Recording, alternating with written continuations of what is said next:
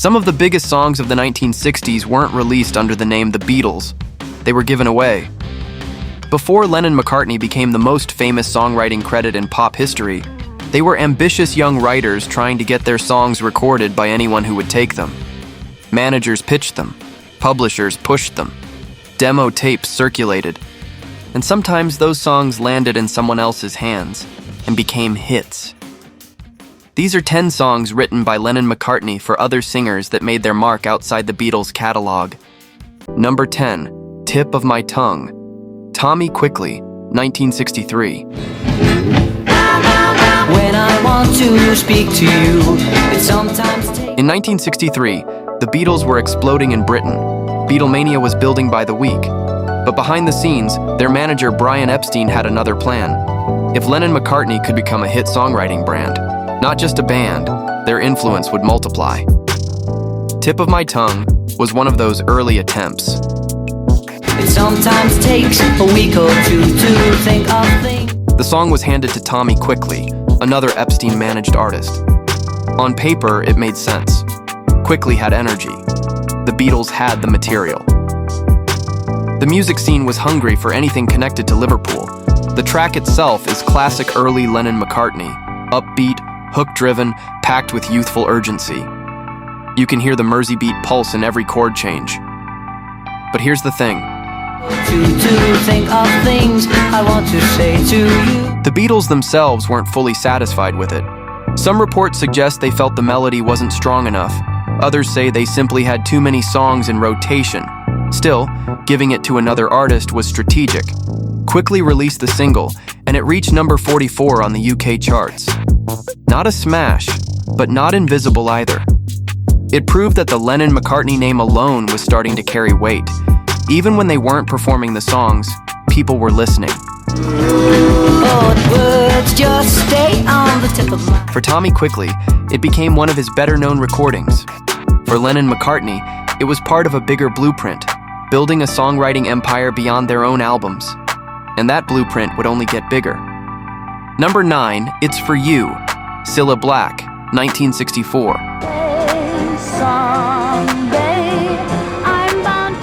By 1964, Lennon-McCartney weren't just a hot songwriting team.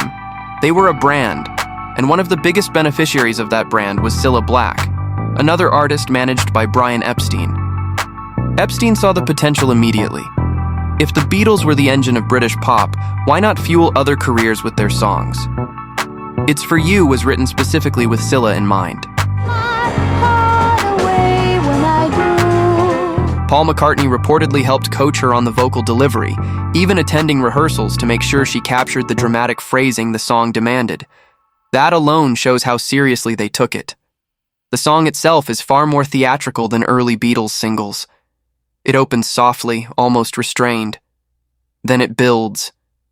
The melody climbs higher and higher, demanding emotional power. It's not Mersey beat bounce. It's sweeping, dramatic pop. Cilla delivered it with intensity.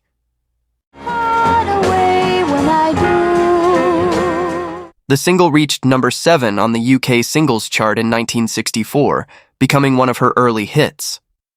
And while the Beatles never officially released their own version at the time, bootlegs of Paul's demo later revealed how closely involved he was in shaping it. What makes It's For You fascinating is this. It sounds like a Beatles song, but it doesn't feel like one. There's no tight harmony blend, no jangling guitars. Instead, it's built around a powerful solo vocal and lush arrangement. Lennon-McCartney were already showing they could write outside their own sound, and that mattered, because as Beatlemania exploded globally, their songwriting reputation expanded with it. Artists wanted a Lennon-McCartney song not just because it was good, but because it carried cultural weight. Cilla Black would go on to have a long, successful career, and It's For You helped cement her as more than just a singer managed by Epstein. She became a legitimate chart presence. For Lennon-McCartney, it proved something important. They didn't just write for themselves. They could tailor songs for other voices and still deliver hits. Number 8, Do You Want to Know a Secret? Billy J. Kramer with the Dakotas, 1963. You'll never know how much I really love you. Some Lennon-McCartney songs were written for other artists. Others were simply handed over. Do You Want to Know a Secret was originally recorded by the Beatles and sung by George Harrison on their debut album Please Please Me.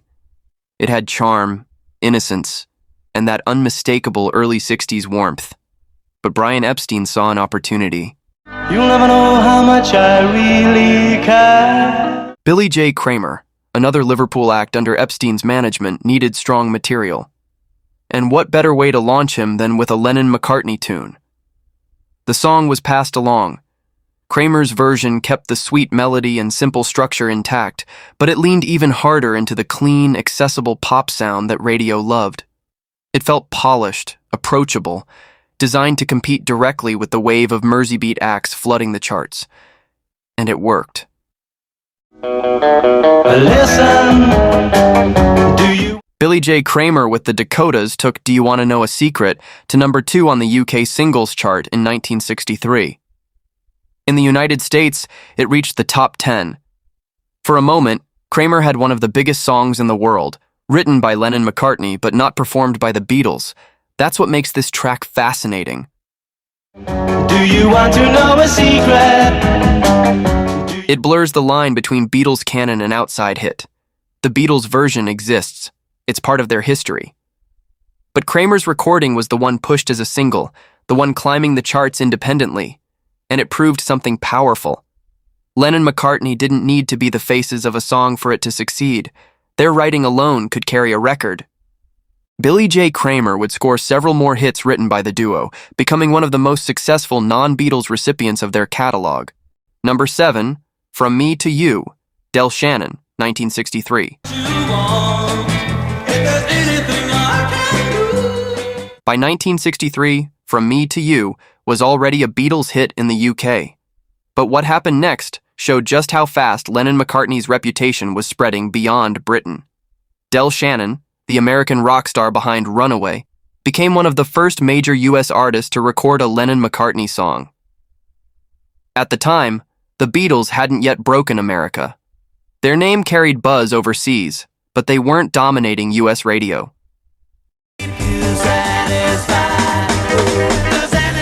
Shannon took a chance.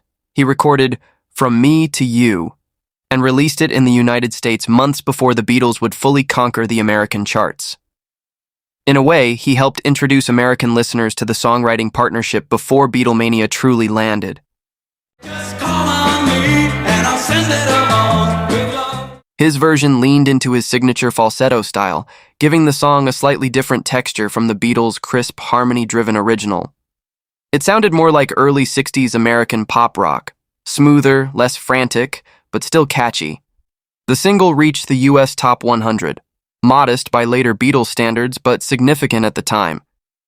Here's what makes this moment important. Like a heart that's also true. Just call. Del Shannon's recording was one of the first Lennon-McCartney compositions to get real traction in America, before the Beatles themselves exploded there in 1964.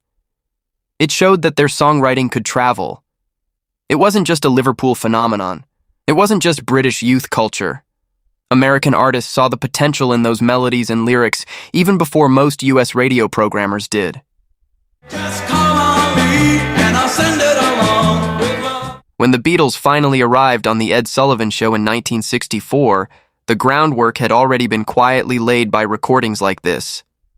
From Me to You, in Del Shannon's hands, wasn't a massive smash, but it was a signal. Lennon-McCartney were about to become a global songwriting force, and other artists were already lining up for a piece of that magic. Number 6, I Don't Want to See You Again, Peter and Gordon, 1964. You again. I hear that love is By 1964, Peter and Gordon had already struck gold with a Lennon-McCartney song. Their smash hit A World Without Love, written primarily by Paul McCartney, had topped charts on both sides of the Atlantic, and suddenly, they became the go-to duo for Beatles-written material. I Don't Want to See You Again was the follow-up. how can I Unlike some Lennon-McCartney songs that felt tailor-made for the Beatles' harmonies, this one fit Peter and Gordon's softer, more polished vocal blend perfectly. It carried that familiar melodic hook, but with a slightly more restrained, almost bittersweet tone. The lyrics deal with heartbreak and finality. Less teenage optimism, more emotional distance. It's a reminder that Lennon-McCartney could write vulnerability just as effectively as they wrote exuberance. When someone says to me, Released in 1964, the single climbed to number 16 on the Billboard Hot 100 in the United States and reached the UK Top 20. Not as explosive as their previous hit, but still strong enough to prove this wasn't a fluke. What makes Peter and Gordon significant in the Lennon-McCartney story is access. I don't want to see you again. Peter Asher, one half of the duo, was dating Paul McCartney's sister, Jane Asher. That connection meant Paul often played demos for him personally. Some songs that never made it onto Beatles albums ended up in Peter and Gordon's hands instead. In many ways, they became an extension of the Lennon-McCartney pipeline. I Don't Want to See You Again shows that even songs the Beatles chose not to record themselves could still perform well on the charts. It also reinforces something important about this era. Lennon-McCartney weren't just a band writing hits. They were a songwriting factory during the peak of Beatlemania, capable of fueling multiple artists at once. Number 5. Nobody I Know, Peter and Gordon, 1964. Could love me more than you. If Peter and Gordon were becoming the unofficial ambassadors of Lennon-McCartney songs, Nobody I Know sealed the deal. Written primarily by Paul McCartney, the track was handed directly to the duo at the height of Beatlemania. And once again, it sounded like something the Beatles themselves could have recorded. Tight structure, immediate hook, and that unmistakable melodic lift in the chorus. You can give me so much love. But instead, it belonged to Peter and Gordon. The song carries a sense of romantic defiance. The narrator insists that no one understands his love. No one believes in it, but he stands firm anyway. It's classic mid-60s pop optimism, wrapped in jangly guitars and clean harmonies. Released in 1964, Nobody I Know climbed to number 10 on the UK singles chart and reached number 12 in the United States. That's significant. And then when you heard him to see if you agree. 2 straight Lennon-McCartney compositions had turned Peter and Gordon into consistent international hitmakers, and audiences weren't just buying the songs because they were connected to the Beatles. They genuinely fit the duo's smooth vocal style. This track also highlights something interesting about Lennon-McCartney's songwriting during this period. They were writing faster than they could record. Between relentless touring, film projects, and their own albums, the Beatles had more material than they could possibly release. Instead of letting strong songs sit unused, they passed them along, strategically, and artists like Peter and Gordon benefited enormously. Nobody I Know further cemented the idea that Lennon-McCartney weren't just dominating the charts with their own band. They were quietly shaping the wider British invasion through other voices. Number 4, Woman, Peter and Gordon, 1966. You love me, woman, if you need. By 1966, Lennon-McCartney had already given Peter and Gordon multiple hits. But Woman came with a twist. It wasn't credited to Lennon-McCartney. Instead, the songwriter was listed as Bernard Webb. That name didn't exist. It was Paul McCartney. Do you love me, woman? Paul wanted to prove something. He wondered whether a song could succeed without the automatic boost of the Lennon-McCartney credit. So he used a pseudonym and quietly gave Woman to Peter and Gordon. The song itself is more mature than their earlier collaborations. It's reflective, melodic, and built around a steady emotional core rather than youthful excitement. The lyrics are direct and heartfelt. Less Mersey beat bounce, more mid-60s sophistication. They're not, and I still may have lost. Peter and Gordon recorded it, unaware at first that Bernard Webb was actually Paul. When it was released in 1966, Woman reached number 14 in the UK and climbed to number 4 on the US charts. That result answered Paul's question. Yes, the songwriting could stand on its own. Eventually, the secret came out. Bernard Webb was revealed to be McCartney, and the song was folded back into the Lennon-McCartney legacy. But for a brief moment, it existed as a blind test of their creative power. And it passed. Woman proved that even without the brand name attached, the melodic strength and structure of a McCartney composition could still compete on the charts. Do you love me, woman? It also marked the end of an era. By the late 1960s, the Beatles were becoming more experimental. The pipeline of giving away polished pop singles slowed down. But Peter and Gordon's run with Lennon-McCartney material remains one of the clearest examples of how influential the duo's songwriting was beyond their own recordings. Number 3, A World Without Love, Peter and Gordon, 1964. And don't allow the day. If there's one Lennon-McCartney song for another artist that truly exploded, it's this one.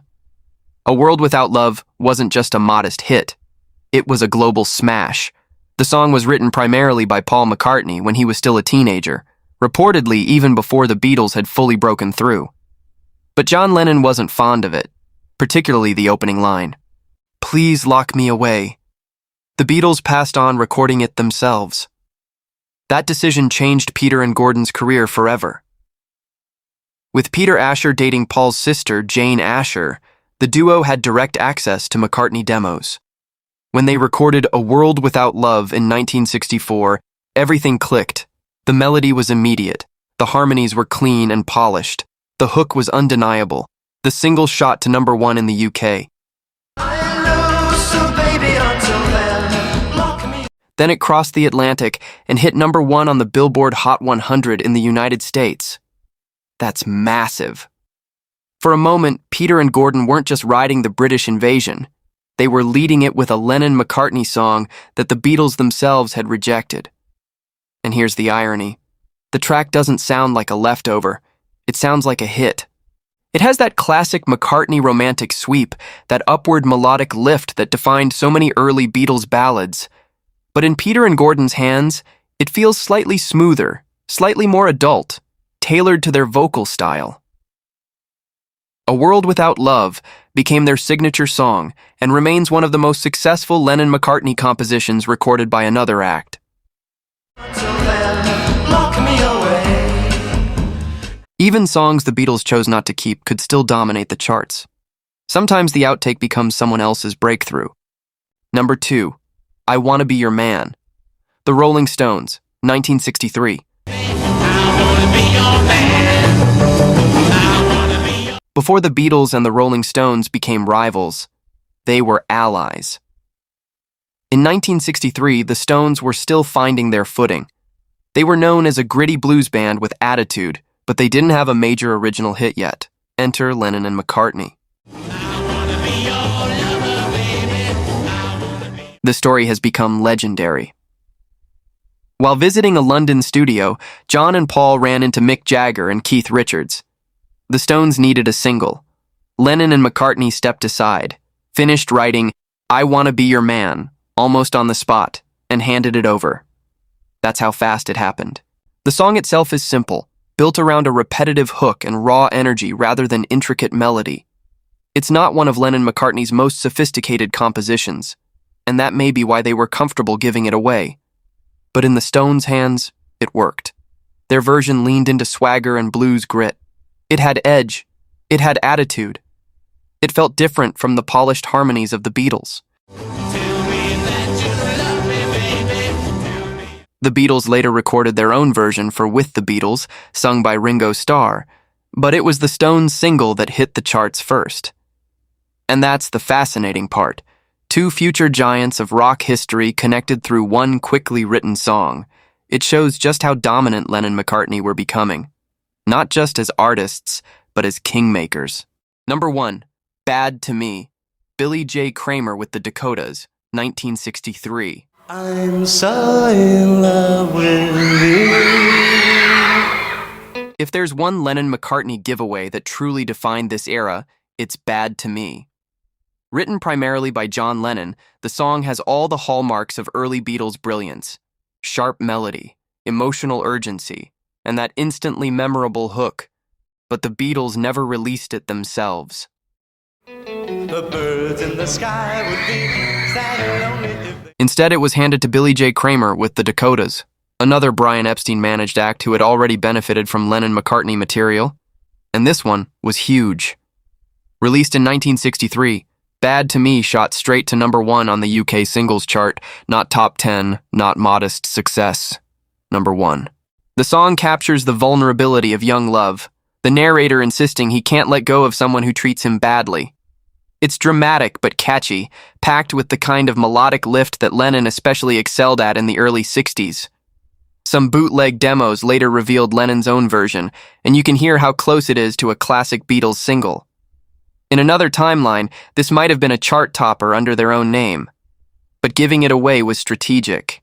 At the height of Beatlemania, Lennon-McCartney songs carried enormous value.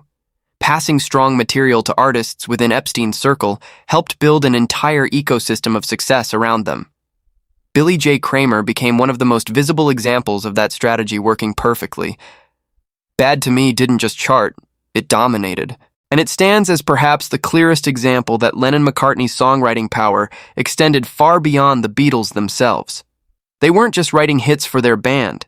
They were shaping the sound of the British invasion from multiple directions at once, and that's what makes these 10 songs so remarkable. Even when Lennon and McCartney stepped away from the microphone, their melodies still conquered the charts. Which of these surprised you the most?